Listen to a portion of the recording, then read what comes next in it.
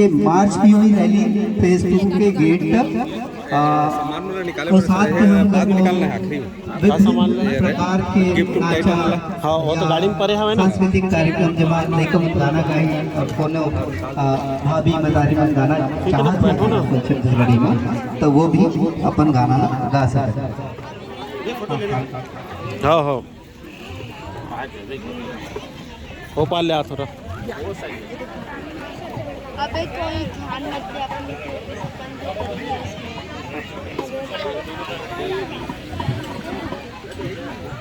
तो आज के ये तिहार में छत्तीसगढ़िया बार के लिए फोटो ले लीजिए। बिल्कुल बिल्कुल बिल्कुल।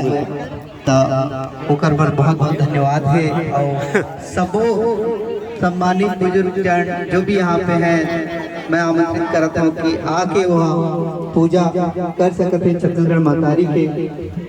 तो यही बात में कहते भैया निर्मल बानी सफा मन है हृदय माया के कुरिया एकरे सती कहते भैया सबले बढ़िया छत्तीसगढ़िया।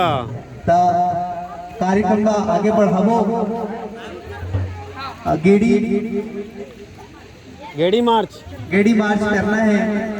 तो यहाँ से चालू होके फेज 2 के गेट तक जाही ढोल नगाड़ा के साथ और वैसे ही वापस आई।